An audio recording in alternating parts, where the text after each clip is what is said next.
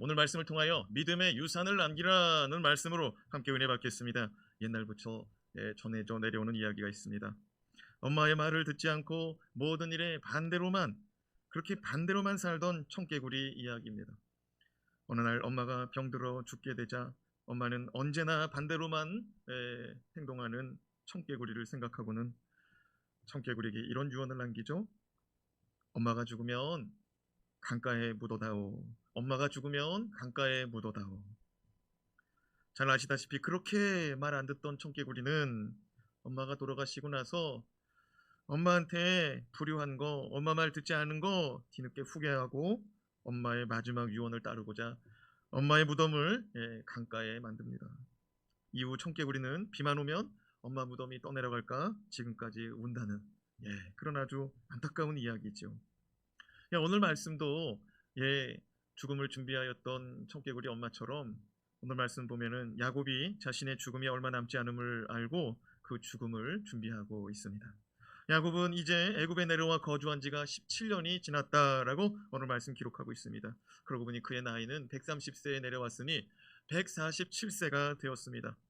야곱은 애굽과 가나안에 큰 흉년이 들고 2년이 지날 때 애굽으로 내려왔지요.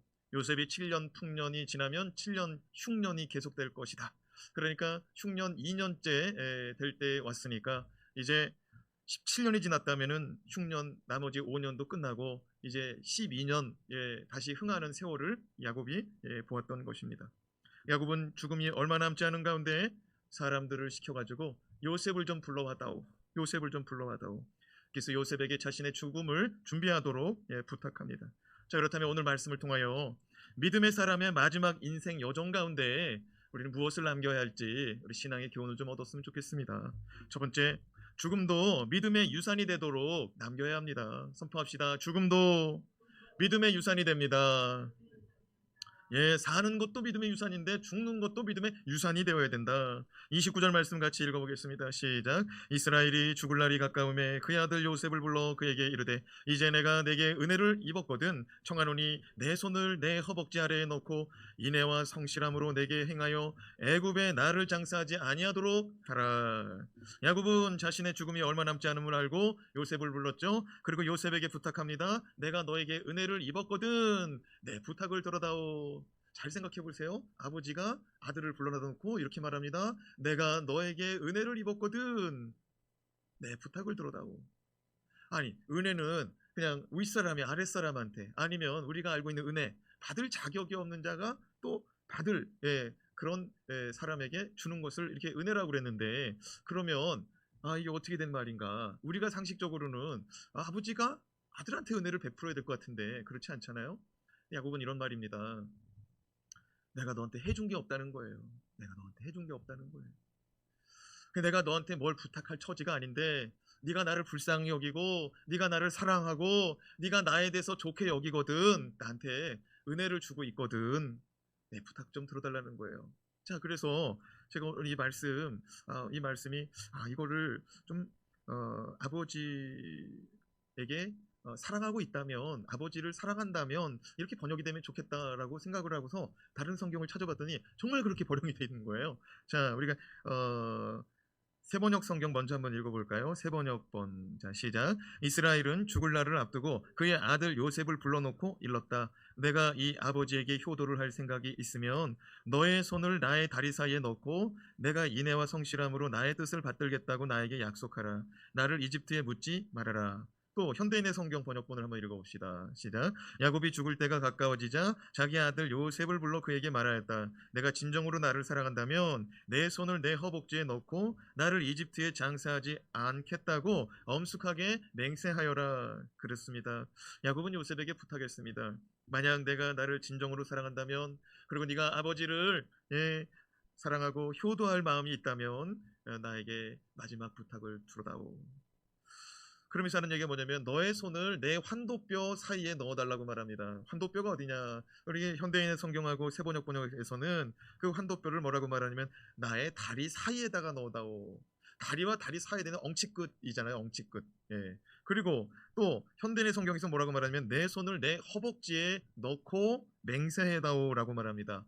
그러니까 우리가 아는 환도뼈, 그것은요 예, 척추하고 엉덩이 좌골하고 그 다음에 어디예요? 허벅지가 연결되는 지점. 예, 그러니까 척추하고 엉덩이뼈 그 다음에 허벅지가 연결된데 애매하면 자기 엉덩이 밑에 손을 넣으면 되는 거예요. 예, 자기 엉덩이 밑에다가 거기다가 엉덩이 밑에 손을 넣으라는 거예요. 예, 제가 호스피스 사역을 하다 보니까 임종할 때가 되면은 사람들의 허리가 아치가 있거든요. 사람들의 허리에 아치가 있어요. 그 허리가 아치가 이제 임종할 때가 시간이 다다르면 아치가 주저앉아요. 아치가 훅 꺼져요. 보통 우리가 등에다가 넣으면은 등이 떠 있잖아요. 사람 이렇게 넣으면은 푹 꺼져가지고 안 들어간다고 하더라고요. 그러니까 지금 야곱이 얼마 남지 않았거든요. 자기 밑에다가 넣으라고 합니다. 그러면서 내가 죽거든 나를 애굽에 매장하지 않겠다고 내 엉덩이 밑에 손 놓고 허벅지 밑에 손 놓고 맹세하라는 거예요. 옛날 사람들은요, 특히 고대 근동, 이 이스라엘, 이 팔레스타인, 이 고대 근동 그리고 중동 그 지역에 사는 사람들은 엉덩이 밑에 이 환도뼈 밑에 이렇게 손 놓고 맹세하는 관습이 있었습니다. 창세기 24장 8절에서 9절 말씀도 보면은요, 아브라함이 자기의 종에게 이렇게 내 허벅지 밑에 손을 놓고 맹세하라 이렇게 하는 말씀이 기록되어 있습니다. 그게 어떤 때냐면은요, 아브라함이 자기 아들 이삭의 신부감을 자기의 몸종에게 구해오라고 하는 장면입니다. 자, 같이 한번 창세기 24장 8절에서 9절 말씀 같이 한번 읽어봅시다. 시작. 만일 여자가 너를 따라 오려고 하지 아니하면 나의 이 맹세가 너와 상관이 없나니 오직 내 아들들을 데리고 그리로 가지 말지니라. 그 종이 이에 그의 주인 아브라함의 허벅지 아래에 손을 놓고 이 일에 대하여 그에게 맹세하더라. 예, 그래요. 아브라함도 자기 종에게 맹세를 시켰습니다. 맹세를 시킬 때 자기 허벅지 밑에 손 놓으라고 그랬습니다.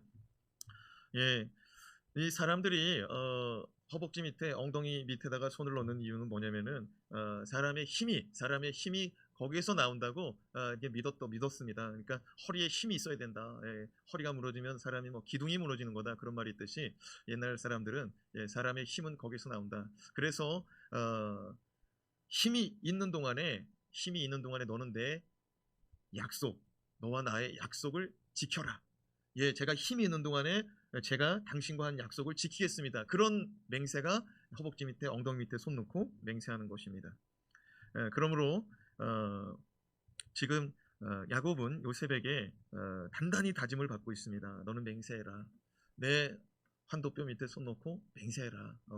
내가 얼마 있지 않아 죽을 것인데 나를 애굽에 묻지 않겠다고 맹세해라. 그랬더니 오늘 말씀에 그렇게 하겠다는 거예요.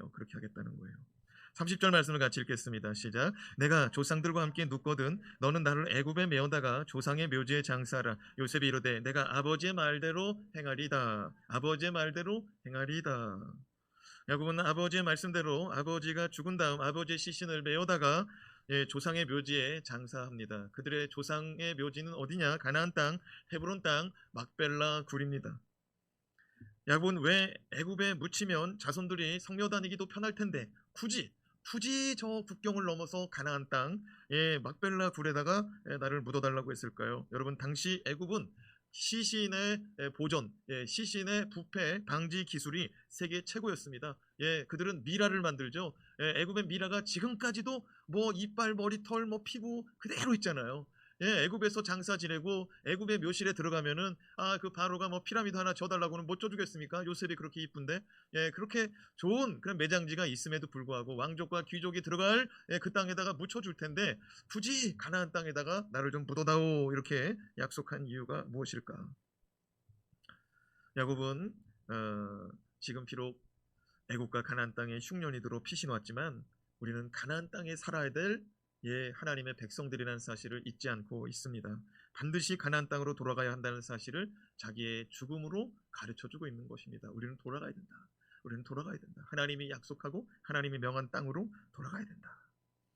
야곱은 자신의 죽음을 통하여 자기 자손들에게 이곳에서 잠시 동안은 머무를 수 있지만 이곳에서 완전히 머무르면 안 된다라는 교훈을 남기고자 요셉에게 부탁하고 있습니다. 기억하시죠? 아브라함은 하나님의 말씀대로 본토 친척 아비집을 떠나 하나님이 명하시는 땅 가나안 땅을 향해서 모든 것을 다 버리고 모든 것을 내려놓고 떠나왔습니다. 그리고 아브라함 때로부터 가나안 땅을 주시기로 약속하셨으니 주실 줄 믿고 떠나지 말라는 말씀 가운데 지금 아브라함의 아들 이삭 그리고 야곱, 에서 다 그 말씀을 듣고 배우고 자라났습니다. 창세기 12장 6절에서 7절 말씀을 같이 읽어보겠습니다. 시작. 아브라함이 그 땅을 지나 세겜 땅 모래 상수리 나무에 이르니 그때 가나안 사람이 그 땅에 거주하였더라. 여호와께서 아브라함에게 나타나 이르시되 내가 이 땅을 내 자손에게 주리라 하신지라. 자기에게 나타나신 여호와께 그가 그곳에서 제단을 쌓고, 그때 가나안 사람이 그 땅에 거주하였지만 하나님은 말씀합니다. 내가 이 땅을 너와 너 자손에게 주리라. 하나님께서는 가나안 땅을 주시리라고 아브라함에 약속하여 주셨고, 또 창세기 26장 3절 말씀에 보니까 하나님께서 이삭에게 똑같이 말씀하시는데 너는 이 땅을 떠나지 말아라 라고 말씀하시더라고요. 시작. 이 땅에 거류하면 내가 너와 함께 있어 내게 복을 주고 내가 이 모든 땅을 너와 내 자손에게 주리라. 내가 내 아버지 아브라함에게 맹세한 것을 이루어 주겠다라는 말씀입니다. 그러니까 아브라함하고 하나님하고 약속했어요. 이 땅을 주겠다. 그런데 이삭에게 하나님 뭐라고 말하면 이 땅에서 벗어나지 말고 이 땅에 머물러 있으면 내가 너와 함께 하겠고 아브라함에게 약속한 땅을 너에게 주겠다라고 하나님이 말씀하시더라고요. 이제 야곱은 자신의 죽음을 통해 할아버지 아브라함 때로부터 그리고 아버지 이삭에게 내려온 그 약속의 땅, 그 땅을 내가 다시 죽어서라도 그 땅으로 가야겠다. 이런 믿음의 고백이 있는 것입니다. 야곱은 자신의 죽음을 통해 자신의 자손들이 다시금 가나안 땅을 밟을 수 있는 기회를 한 번 더 주고요. 또 그 땅을 그리워하고 또 그 땅을 소망하며 살 수 있도록 자신의 죽음을 가나안 땅에다가 내어놓고 있습니다. 야곱이 자기 자손들에게 그런 기회를 주고 있는 거예요. 우리도 어딘가에 묻혀 있으니까, 어딘가에 모셨으니까 시신을 우리가 명절이 되거나 또 기억이 나고 생각나면 한번 가보는 거예요. 한번 가보는 거예요. 야곱은 가나안 땅에서 묘지를 쓰고 또 장례식을 치르면 성대하게 할 수가 있습니다. 그런데 굳이 나를 가나안 땅에다가 묻어달라, 내 조상들에게 묻어달라라고 말하는 것은 전부 다 자녀들을 위해서, 자손들을 위해서 그렇게 부탁하고 있는 것입니다. 야곱은 자신의 죽음을 약속의 땅을 향한 징검다리 밟고 가라. 내 죽음을 통해서 약속의 땅에 다시 한번 가봐라. 그리고 너희들은 내 죽음을 통해서 너희들은 반드시 이 땅으로 돌아와야 된다는 메시지를 전하고 있는 것입니다. 우리도 이 세상을 떠날 때 자녀와 자손들에게 맹세시킬 수 있기를 바랍니다. 허리춤에 손 넣어라 이런 것까지는 안 해도 우리 자녀들에게 이런 맹세는 좀 시켰으면 좋겠어요. 너희들은 반드시 예수 믿고 끝까지 신앙생활 잘하고 돌아오도록 해라. 너희들 끝까지 신앙생활 잘하다가 천국에서 만나보자.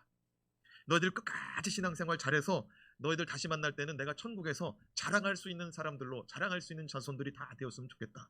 그런 유언을, 그런 맹세를 남기시길 주님의 이름으로 축원합니다. 좌우에 계신 분을 축복해 봅시다. 끝까지 잘 믿읍시다.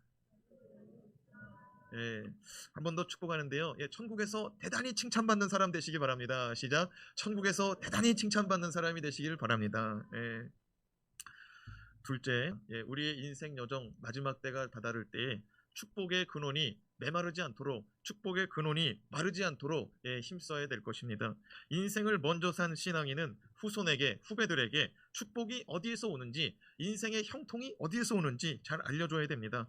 우리가 누리고 소유하고 있는 이 모든 은혜와 축복은 어디에서 허락되고 어디에서 오고 있는가?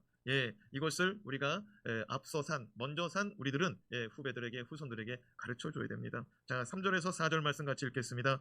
요셉에게 이르되 이전에 가나안 땅 루스에서 전능하신 하나님이 내게 나타나사 복을 주시며 내게 이르시되 내가 너로 생육하고 번성하게 하여 내게서 많은 백성이 나게 하고 내가 이 땅을 내 후손에게 주어 영원한 소유가 되게 하리라 하셨느니라. 야곱은 죽음을 앞두고 요셉에게 말합니다. 나는 이전에 가나안 땅 루스에서, 루스가 어디냐? 베델입니다. 루스가 어디냐면 베델이에요. 야곱이 돌베개 베고 잠들어 꿈에서 하나님을 만나고 깨어 일어난 후 이곳을 베델이라 하리라 하고 제단을 쌓잖아요. 본래 그 땅은 루스였더라. 그런 기록이 있지요. 루스 땅에 야곱이 선포했습니다. 베델이라 하리라. 여기 이곳은 하나님의 집이다라고 그가 선포하니 루스 땅이 지금은 무슨 땅 됐어요? 베델이에요, 베델. 지금 우리가 성주순례 가도 그 동네 이름이 베델입니다. 자, 그러니까 얼마나 좋은 거냐면 믿는 사람들의 선포는 하나님이 책임지더라 이거예요. 여러분 이게 굉장히 좋은 거예요. 하나님께서 우리 가운데 왕의 권세, 왕권을 주셨다 이거예요. 왕은 선포하면 그대로 이루어지는 줄로 믿습니다. 야곱은 요셉에게 말합니다. 아들에게 말합니다. 나는 그곳에서 전능하신 하나님을 만났다. 하나님은 나에게 그 자리에서 복을 주셨다. 너에게서 많은 백성이 나오고 너희 후손에게 이 땅을 주고 이 땅은 영원히 너희 자손의 소유가 될 것이다. 하나님이 이런 축복, 이런 약속을 주셨다. 지금 누가 누구에게 이런 걸 가르쳐주고 있습니까? 야곱이 아버지가 아들 요셉에게. 사랑하는 여러분, 신앙의 선배는 신앙의 후배에게, 신앙의 선지는 신앙의 이제 후손 자손들에게 내가 만난 하나님을 전할 수가 있어야 되는 거예요. 내가 기도했더니 하나님이 들어주시더라. 내가 예배드렸더니 하나님이 내게 은혜를 주시더라. 내게 고쳐주시더라. 내가 응답하시더라. 내게 하나님이 임하셔서 내 문제를 해결해 주시더라. 할렐루야. 예, 이런 간증을 지금 아들한테 하고 있습니다. 그러면 이게 무슨 말이냐면요, 지금 17년 사는 동안에 야곱은 요셉에게 베델에서 만난 하나님 얘기를 한 적이 없습니다. 그런데 지금 야곱은 그 17년 만에 자기가 만난 하나님 얘기를 지금 해주고 있습니다. 그것이 우리 집안의 은혜라는 거예요. 그것이 우리 집안의 은혜라는 거예요. 다시 한번 말씀 볼까요? 다시 한번 3절 4절 말씀 한번 띄워봐요. 요셉에게 이르되 이전에 가나안 땅 루스에서 전능하신 하나님이 내게 나타나서 복을 주셨다. 그리고 하나님이 내게 이르시되 내가 너로 생육하고 번성하게 하여 너에게서 많은 백성이 나게 하고 이 땅을 너의 후손에게 주어 영원한 소유로 삼게 하겠다. 이런 약속을 주셨는데, 여러분 70명의 야곱의 자손들이 애굽에 내려가서 430년 만에 나올 때 장정만 60만 명이 나왔습니다. 아주 그냥 군인으로 쓸만한 장정만 60만 명이 나왔어요. 여러분, 하나님 말씀대로 이루어진 줄로 믿습니다. 하나님 말씀대로. 또한 이러한 은혜는 아브라함 때로부터 흐르는 축복, 아브라함 때로부터 흐르는 축복의 근원의 샘물이라는 사실을 우리가 잊지 말아야 됩니다. 창세기 12장 1절에서 3절 말씀 같이 읽습니다. 여호와께서 아브라함에게 이르시되 너는 너의 고향과 친척과 아버지의 집을 떠나 내가 내게 보여줄 땅으로 가라. 내가 너로 큰 민족을 이루고 내게 복을 주어 내 이름을 창대하게 하리니 너는 복이 될지라. 가로도 한번 읽어봐요. 너는 복의 근원이 될지라. 너를 축복하는 자에게는 내가 너를 복을 내리고 너를 저주하는 자에게는 내가 저주하리니 땅의 모든 족속이 너로 말미암아 복을 얻을 것이라. 한번 선포해 봅시다. 너는 복이 될지라. 너는 복의 근원이 될지라. 너로 말미암아 복을 얻으리라. 이게 아브라함 집안, 아브라함에게 처음 이게 하나님이 주신 약속이요 축복입니다. 하나님께서 아브라함에게 너는 복이 될지라, 너는 복의 근원이 될지라 그랬습니다. 근원이라는 것은 뿌리예요, 뿌리. 그냥 복이 아브라함 집안에 흘러서 나온다. 그러면 흐르는 물의 그 출발점은 어디냐? 아브라함이라 이거예요. 하나님께서 아브라함에게 약속하신 그 복이 마르지 않으니 아브라함의 복이 이삭에게 흘러가고 이삭의 복이 야곱에게 흘러가고 야곱의 복이 12 아들들에게 흘러간 줄로 믿습니다. 그리고 이스라엘 백성, 이스라엘 민족을 이루고 오늘날까지 이스라엘 백성은 하나님의 백성으로 복을 받아 누리는 줄로 믿습니다. 사랑하는 여러분이시오, 하나님은 아브라함의 축복이 그의 아들 이삭에게도 흐르고 야곱에게도 흐르고, 야곱은 지금 자기 아들 요셉을 데려다가 너에게도 너희 자손에게도 흐르기를 원한다라고 가르쳐주고 있습니다. 그리고 오늘 말씀 창세기 26장 4절에서 5절 말씀 또 읽어볼 필요가 있거든요. 자, 한번 읽어봅시다. 시작. 내 자손을 하늘의 별과 같이 번성하게 하며 이 모든 땅을 내 자손에게 주리니 내 자손으로 말미암아 천하 만민이 복을 받으리라. 이는 아브라함이 내 말을 순종하고 내 명령과 내 계명과 내 율례와 내 법도를 지켰습니다. 여러분, 이 말씀 눈에 잘 담으시기 바랍니다. 하나님께서 이삭에게 주시는 말씀이거든요. 하나님께서 이삭에게 주는데 너의 자손을 하늘의 별과 같이 번성하게 하며 이 모든 땅을 너의 자손에게 주리니 내 자손으로 말미암아 천하 만민이 복을 받으리라 그랬습니다. 그런데 이 말씀은요, 이 말씀은 아브라함에게 먼저 주셨습니다. 아브라함에게 창세기 15장에 보면은요, 하늘의 별과 바다의 모래와 같이 너의 자손의 수가 이렇게 많아질 것이다 라고 하나님이 창세기 15장에 축복해 주셨어요. 그리고 너로 말미암아 모든 민족이 복을 받을 것이라고 창세기 12장에 말씀해 주셨어요. 그런데 창세기 26장에 가서 하나님이 이삭에게 말씀하십니다. 너의 자손이 별과 같이 많아질 것이다. 너로 말미암아 너의 자손으로 말미암아 모든 민족이 복을 받을 것이다. 아브라함의 복이 누구에게 흘러가고 있어요? 이삭에게 그대로 흘러갑니다. 그런데 이렇게 하는 것은, 다시 한번 말씀 띄워봐요. 5절 말씀해 보니까 이렇게 하는 것은 이는 뭐 때문이래요? 자, 이는 시작. 이는 아브라함이 내 말을 순종하고 내 명령과 내 계명과 내 율례와 내 법도를 지켰습니다. 깨달아지고 이해가 되는지 모르겠어요. 하나님이 아브라함에게 복을 주셨습니다. 아브라함에게 복을 주셨어요. 아브라함의 복을 받았습니다. 아브라함이 그 복을 누립니다. 그런데 그 복이 이삭에게 간 것은, 말씀 다시 한번 올려봐요. 아브라함이 내 말을 듣고 순종하고, 아브라함이 내 명령을 듣고 복종하고, 아브라함이 내 계명과 율례와 내 법도를 지켰기 때문이라는 거예요. 깨달아지세요? 하나님께서 모든 사람에게 복을 주시고 은혜를 주시는데 그 복이 흘러가고 유지가 되는 것은 우리가 하나님의 말씀을 듣고 순종하고 복종하고 하나님의 계명과 하나님의 명령과 하나님의 말씀 앞에 우리가 충성될 때 그 복이 흘러간다 이거예요. 여러분, 은혜는 받을 자격이 없는 사람이 받죠. 그러니까 우리는 은혜를 다 받았죠. 예수 그리스도의 크신 은혜 받은 줄로 믿습니다. 그리고 우리가 이 복이 우리 안에서 끊어지지 말고 흘러가게 해야 돼요. 우리 주님은 우리에게 좋은 것 주기 원하시는 분이신 줄로 믿습니다. 우리 인생 가운데 좋은 것 주기를 원하는 분이에요. 그러면 하나님께서 우리 가운데 좋은 것 주기를 원하는데 그 좋은 것들이 끊어지고 막히는 이유가 뭐냐? 우리가 샘의 근원을요, 흐르는 물을, 흐르는 축복을 잘 관리하지 못해서 그래요. 때로는 이 샘물이 송송송송송송 이렇게 샘물이 그냥 송송송송송 계속 솟아나는 거 아닙니까? 그러면 송송송송 이렇게 솟아나면은 그 물이 그냥 솟아나도 못해 그 웅덩이가 차고 넘치잖아요. 차고 넘치면 졸졸졸졸졸 내려간단 말이에요. 근데 그 물이 어디서 막히냐 이거예요. 때로는 나뭇잎이 가로막을 수가 있습니다. 별거 아닌 줄 알았어요. 그 나뭇잎이 한두 개 떨어지는 게 별거 아닌 줄 알았어요. 근데 1년 내 떨어지고 나니까 그 샘물을 막아버리다 이거예요. 그럼 어떻게 하면 됩니까? 아이고, 나뭇잎 걷어내면 되죠. 또 가봤더니 샘물 맛이 이상해. 갔더니 죽은 짐승 사체가 그 샘물 거기에 그냥 덩그러니 그냥 죽어가지고 누워 있는 거예요. 그러니까 막 샘물이 나오는데 자꾸 썩은 물 같아. 그래가지고 가보니까 이거 죽은 짐승 사체가 있는 거예요. 어떻게 하면 됩니까? 이거 걷어내면 되는 거죠. 사랑하는 여러분, 하나님의 복은요, 하나님의 은혜는 거룩한 은혜로 임하는 줄로 믿습니다. 정말로 아름답고 좋고 신선하고 정말로 너무너무 좋은 것들이 임하는 거죠. 그런데 가로막힌 것들이 있다는 거죠. 뽑아내야 될 줄로 믿습니다. 뽑아내야죠. 건져내야 될 줄로 믿습니다. 치워버려야 되고 건져내고 아주 그냥 아낌없이 내다 버려야 되는 거예요. 그래서 사랑하는 여러분, 하나님이 이삭에게 기가 막힌 말씀을 한 거예요. 내가 너에게 네 아버지처럼 너의 자녀가 많아지게 하겠다. 별과 같이 많아지게 하겠다. 너의 자손이. 내가 너에게 땅을 주리라. 영원히 주리라. 그리고 나는 너에게 복을 주어서 너로 말미암아 모든 민족이 복을 받게 하겠다. 이는 아브라함이 내 말과 내 계명과 내 율법과 내 명령을 듣고 순종하였음이라. 사랑하는 여러분, 내가 하나님으로부터 받은 은혜와 축복이 있거든 자녀와 자손들에게 줘야죠. 흘러가게 해야죠. 아멘. 내가 일찍 성령 체험했어요. 그러면 내 자녀들은 더 일찍 그냥 성령 충만하게. 내가 정말로 인생을 살다가 뒤늦게 믿고 돌아왔어요. 그럼 내 자녀들은 그냥 일찍부터 그냥 뱃속부터 그냥 믿고 시작하면 얼마나 좋아요. 할렐루야. 이런 은혜가 흘러가도록 저와 여러분 말씀 앞에 살아가는 인생이 되기를 주님의 이름으로 축원합니다. 신명기 28장 1절에서 6절 말씀. 하나님은 우리에게 모든 주의 백성이 주의 이 복 가운데, 주의 축복 가운데 살아갈 수 있는 길을 열어주셨습니다. 아브라함 집안뿐만 아니라 우리 모두도. 자, 한번 읽어봅시다. 신명기 28장 시작. 내가 내 하나님 여호와의 말씀을 삼가 듣고 내가 오늘 내게 명령하는 그의 모든 명령을 지켜 행하면 내 하나님 여호와께서 너를 세계 모든 민족 위에 뛰어나게 하실 것이라.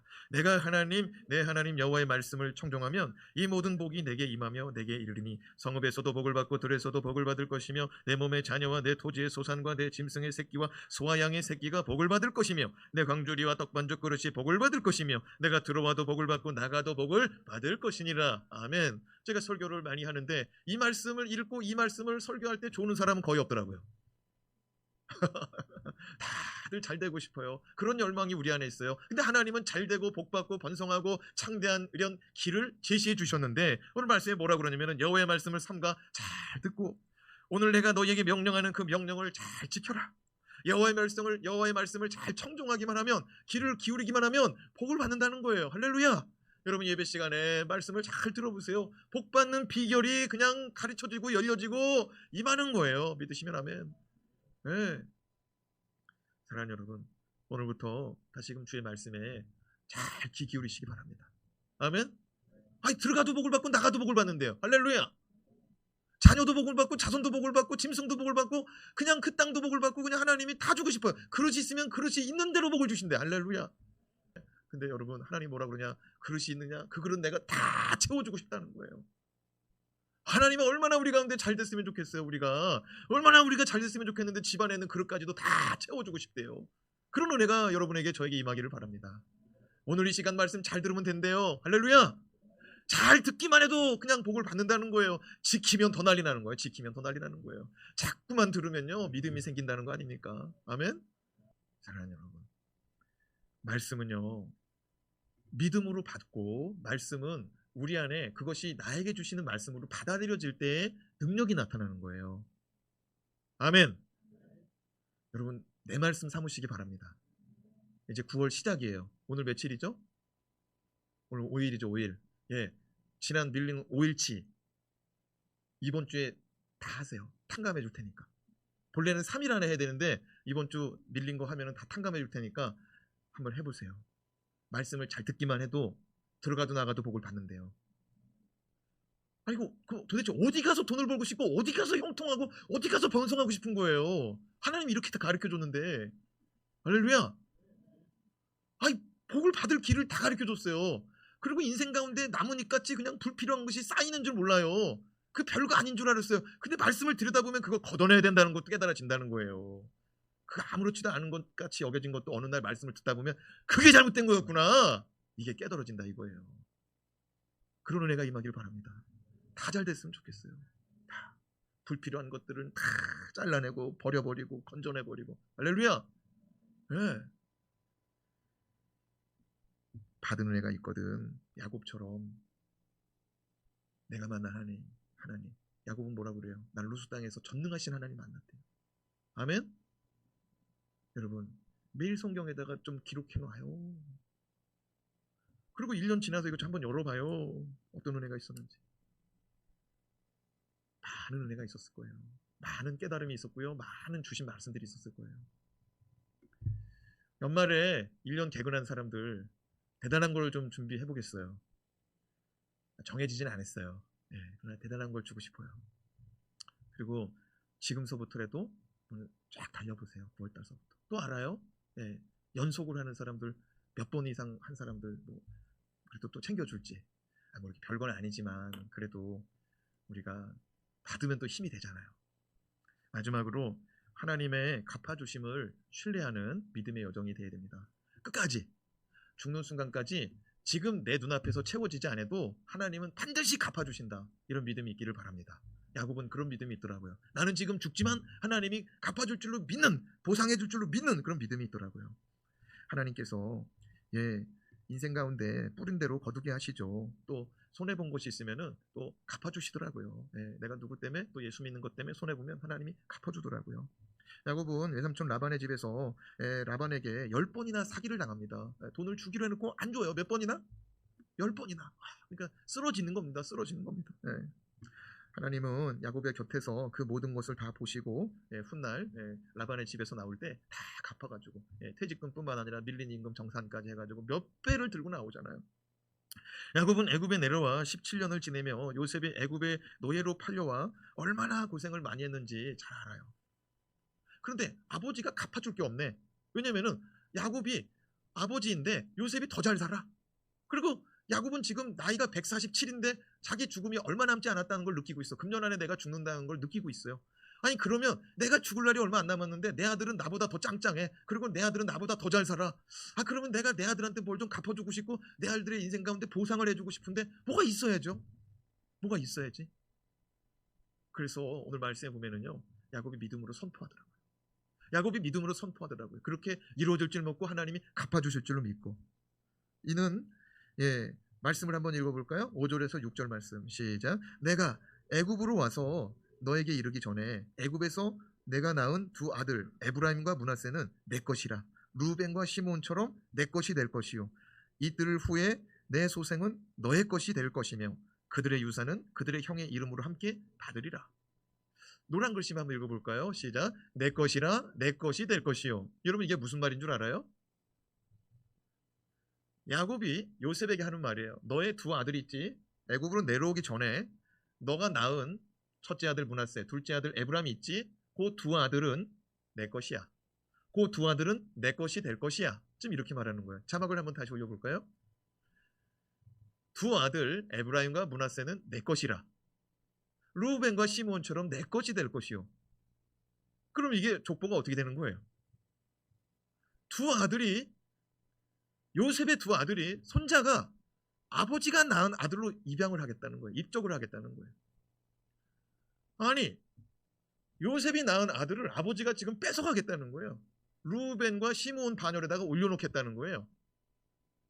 얼핏 보면은 욕심 많은 아버지가 끝까지 욕심을 부리는 것 같아요. 그리고 늙어서 노망이 난 것 같아요. 치매가 걸린 할아버지 같아요. 예, 치매가 걸리면 그러죠. 예, 남편 보고 누구세요?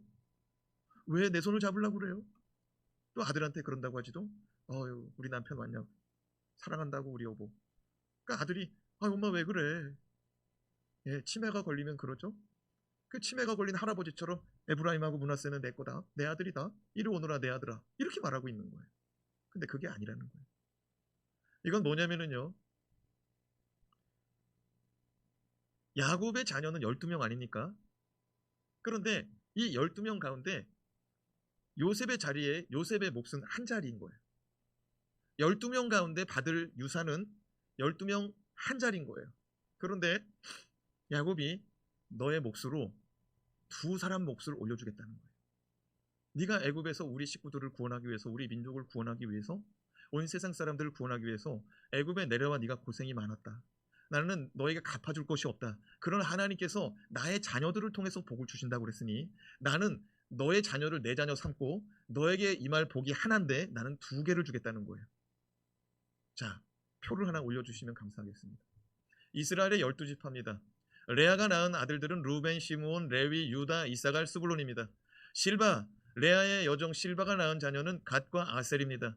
그리고 야곱이 사랑했던 라헬이 낳은 자녀는 요셉과 베냐민입니다. 그리고 라헬의 여종 몸종 비라가 낳은 자녀들은 단과 납달리입니다. 이렇게 해가지고 12명 12지파가 되는 것입니다. 12 뿌리가 되는 것입니다. 예, 그런데 지금 요셉의 자리에 에브라임하고 므낫세 이름을 넣겠다는 거예요.